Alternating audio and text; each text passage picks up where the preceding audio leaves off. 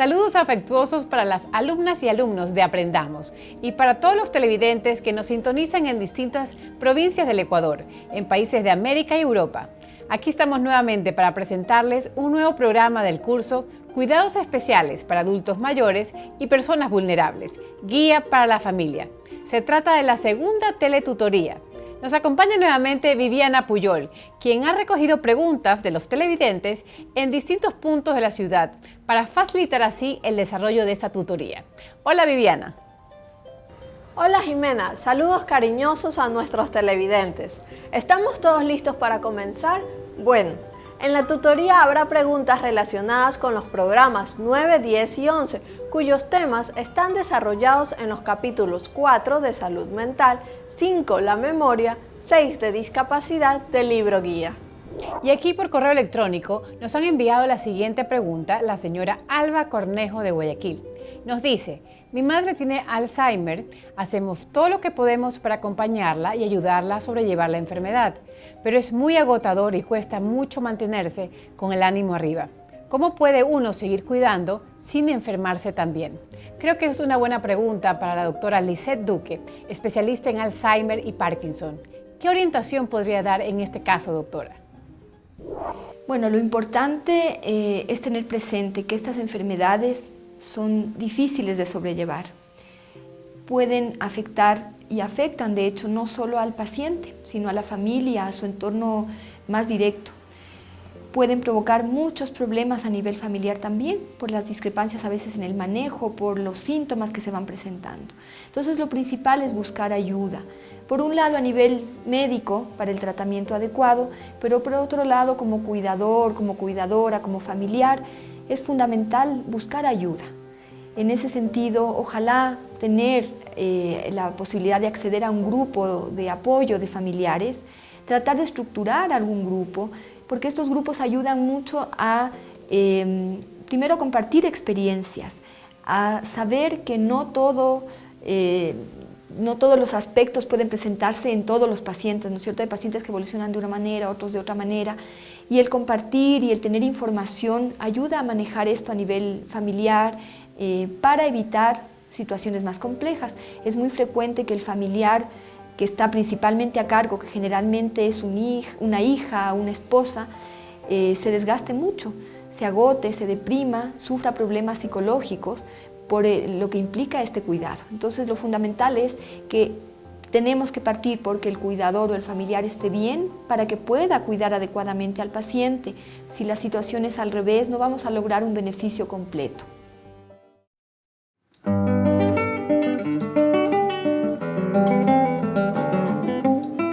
Están viendo el curso Cuidados Especiales para Adultos Mayores y Personas Vulnerables.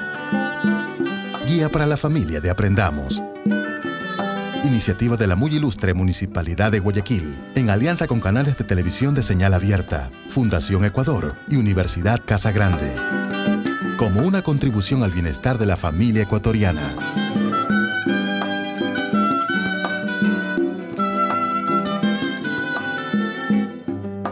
Aprendamos, una oportunidad para superarnos.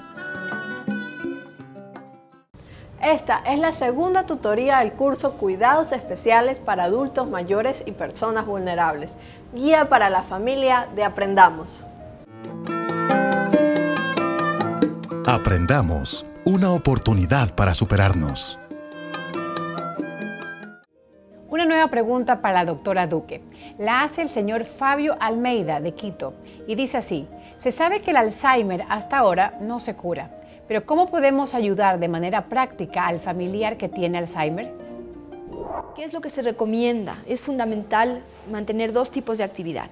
La actividad física, que es una actividad que está demostrada que mejora síntomas, mejora la enfermedad en sí, en su calidad de vida, dado que mejora la circulación cerebral y previene otros factores de riesgo a nivel del corazón y de la circulación en general. Y por otro lado, es muy importante también la actividad cognitiva. Es fundamental que la persona mantenga actividad mental, sea cosas básicas como la lectura del periódico, hacerle aprender una lista de objetos, el que identifique ciertos objetos por su nombre, crucigramas, sudoku, etc., hasta terapias más complejas. Si la persona tiene problemas severos de memoria, deberá ver a un doctor lo más pronto posible. En los últimos años se han hecho avances en el diagnóstico temprano de la enfermedad de Alzheimer.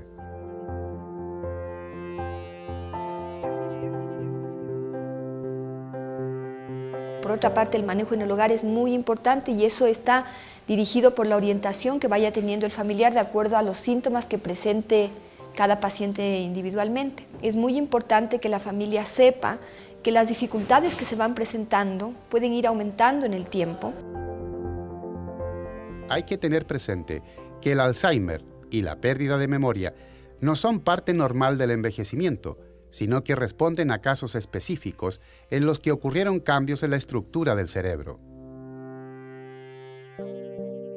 La mitad del éxito está dada, la mitad o más a veces, está dada por el manejo ambiental, es decir, no los medicamentos, sino el manejo que se tenga en el hogar, que se tenga con la familia, etc. El paciente se desorienta dentro de la casa, poner algún letrerito especial, alguna marquita en la puerta del baño, por ejemplo, cosa que sepa cómo llegar fácilmente y no se confunda. Obviamente hay otra situación también importante que es la prevención de riesgos. Las personas con Alzheimer, por los mismos olvidos que tienen, corren mucho más riesgo de accidentes caseros. Por ejemplo, el manejo a nivel de cocina. Pueden extraviar llaveros, ¿no es cierto?, quedarse encerrados, quedarse fuera de la casa. Pueden dejar una llave abierta y olvidarse que quedó abierta, provocar una inundación. Una persona que padece de Alzheimer puede desorientarse y guardar cosas en lugares poco comunes, por lo que es recomendable que cada habitación se señalice con un dibujo apropiado o palabras reconocibles en mayúsculas.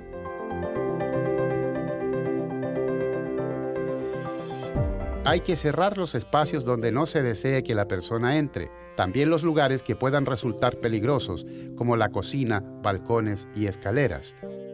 En general, el entorno debe ser sencillo, seguro y facilitar la autonomía. Las adaptaciones deben hacerse de forma gradual y acorde a las necesidades de la persona con Alzheimer y su familia.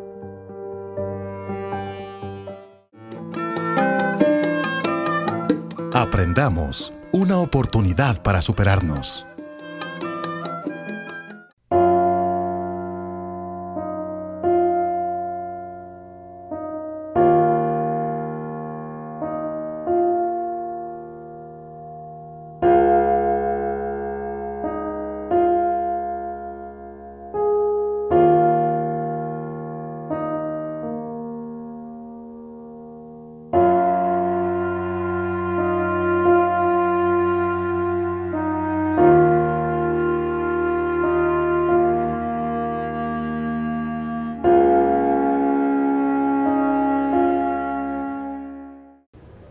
Un tema que ha despertado mucho interés en nuestros televidentes adultos mayores, particularmente en los varones, es el de las afecciones a la próstata.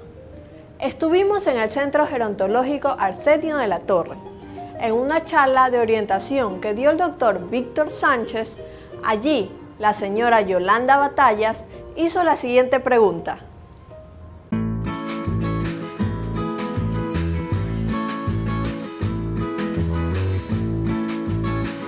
Es una muy buena pregunta.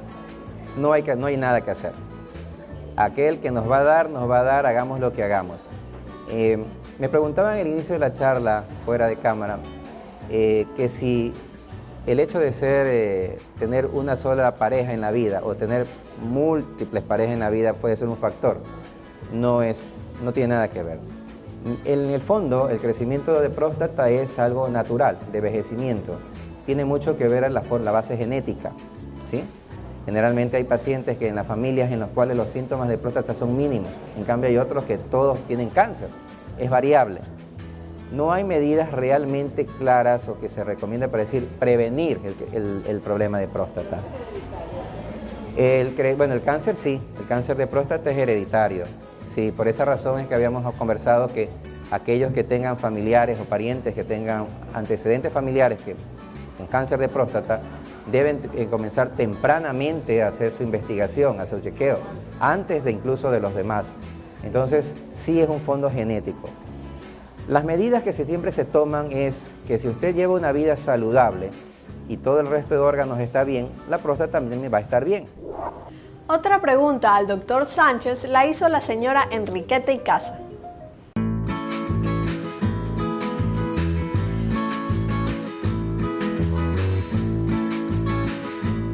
El asunto es el siguiente. Se puede, si se va a sufrir, si tienes diabético y tienes 56, 60 años y es diabético, va a sufrir de próstata y va a sufrir de diabetes.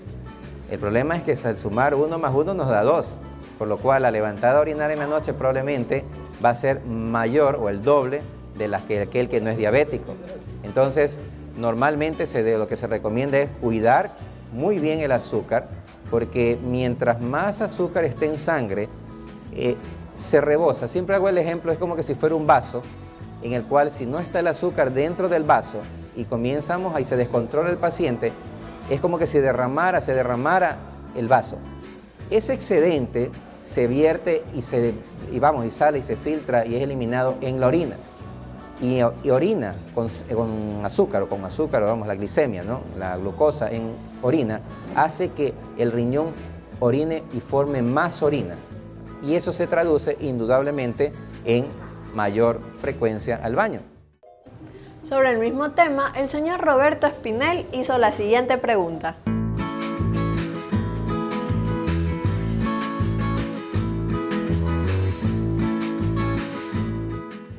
Bueno, las opciones son múltiples, en todo dependerá del servicio donde usted se pueda acercar. A urólogos tenemos en toda la ciudad y en todas las instituciones de Guayaquil, todas las instituciones tanto públicas y privadas. Puede usted acercarse y pedir su chequeo prostático con el médico que usted decida, ¿no? Con el que usted elija, ¿no?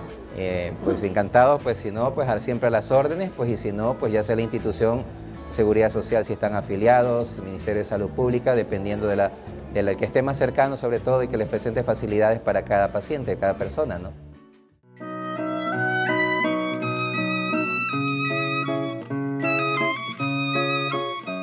Hagamos de nuestra ciudad una ciudad inclusiva.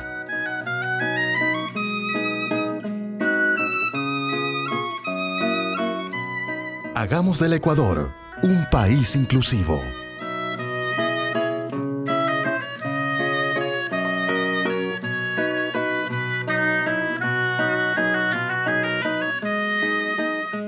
Aprendamos, una oportunidad para superarnos. Esta es la segunda teletutoría del curso Cuidados Especiales para Adultos Mayores y Personas Vulnerables de Aprendamos, una oportunidad para superarnos. La depresión es un cuadro frecuente en las personas mayores y también en quienes cuidan a familiares en situación de dependencia. ¿Cómo evitar la depresión? Y si ya está presente, ¿cómo salir de ella? Pregunta la señora Adela Pazmiño de Bastión Popular. No pueden aislarse socialmente, necesitan tener su núcleo de amigos, hacer ciertos tipos de labores que a ellos les agrada. Deben ir, si pueden, a gimnasios o realizar bailoterapias para desestresarse. Si la familia demuestra afecto, ellos reflexionan, porque ellos no están desconectados. Ellos reflexionan de que lo que les está pasando es algo que él siente interiormente, pero que no es real, que no es que ellos no son inútiles, que no es que ellos no son necesarios para las personas. Sí, los hijos, los esposos, la familia en general, les hacen ver lo necesario, lo importante que son ellos acuden de buena voluntad al médico.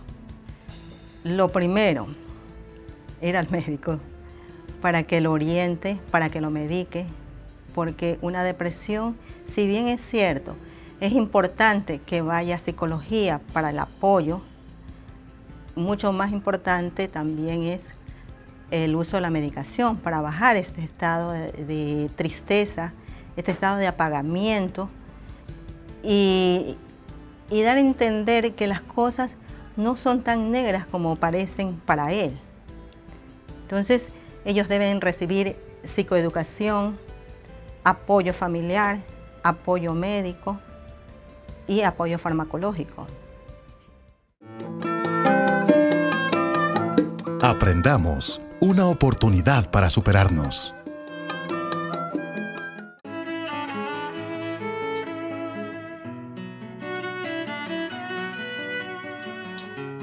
Trato adecuado a personas con discapacidad.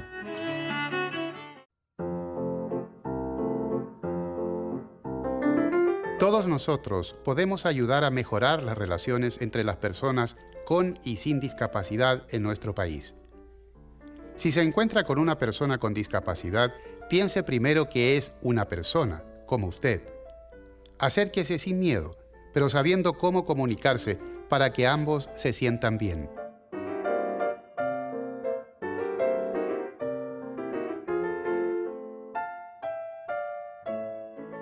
Las personas con síndrome de Down suelen tener una enorme capacidad de alegría, cariño y ternura. Tratemos a la persona Down de acuerdo a su edad, pero adaptándonos a sus capacidades. Facilitemos su relación con otras personas. Seamos naturales y llanos en nuestra manera de hablar. En una conversación pueden responder lentamente, por lo que hay que darles tiempo para hacerlo. En nuestras explicaciones, utilizaremos palabras claras y concisas. Procure estar atento a sus respuestas para que pueda adaptar la comunicación si fuera necesario. Ayudémosle solo en lo que hace falta, dejando que se desenvuelva por sí misma en el resto de las actividades.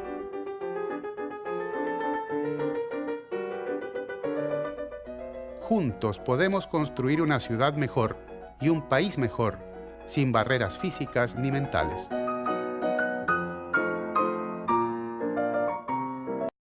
Aquí tengo otra pregunta enviada al centro tutorial por el señor Manuel Quiñones de Isla Trinitaria. Dice, explíqueme mejor cómo es que se entrena la memoria. ¿De verdad se puede entrenar la memoria? Pedimos a la psicóloga Magali Merchán que responda a esta pregunta. ¿Cómo entrenar la memoria? Diríamos que no hay un ejercicio físico como cuando corremos y podemos de repente, si empezamos con 1 kilómetro, después 2, etcétera, no. Pero sí nosotros podemos hacer algunos ejercicios de recordar, algunos ejercicios que nos permitan capturar datos, organizarlos, guardarlos y luego recuperarlos. Empezamos de recuperar lo vivido, empezamos de recuperar nuestras costumbres, nuestros recuerdos. ¿Cómo? Por ejemplo, si a los niños les gusta mucho escuchar cuentos, ¿qué cuentos se contaban cuando usted era o tenía esa edad? ¿O qué cuentos le contaba usted a los papás de sus nietos, por ejemplo? Esos ejercicios le ayudan a usted a entrenar, diríamos, la memoria que llamamos de largo plazo. Y para el entrenamiento de la memoria de corto plazo, ¿qué le puedo recomendar? Por ejemplo, leer el periódico, escuchar la radio, comentar sobre lo que escuchó, sobre lo que leyó, comentar con sus familiares, con sus amigos, para ejercitar la memoria a toda edad. No es que es solamente para los chiquitos, para los jóvenes, para los adultos, no. Lo primero es leer, ¿sí? Leer, estar atento a lo que pasa, tratar también de concentrar la atención en algún hecho que sea significativo para la persona, ¿sí? Conectar con las cosas que ya se han hecho o se han vivido. Actualmente ya los chicos andan con computadoras, portátiles, andan con los celulares y lo anotan ahí, es cierto. Pero las personas que tenemos como más distancia de la tecnología, podemos utilizar un cuaderno, una libreta, y autoricémonos a hacerlo. Gracias a la psicóloga Magali Merchán de la Universidad Casa Grande. Aprendamos, una oportunidad para superarnos. Aprendamos, una oportunidad para superarnos. Estuvimos en la Asociación Comunitaria Hilarte, ubicada en la parroquia Febres Cordero de Guayaquil, que educa a niños del suburbio y aplica el arte con fines terapéuticos en casos de discapacidad intelectual. Allí recogimos las siguientes preguntas. ¿De qué proviene pues la meningitis? Que me le dio a los 8 meses. Porque mi hijo nació normal.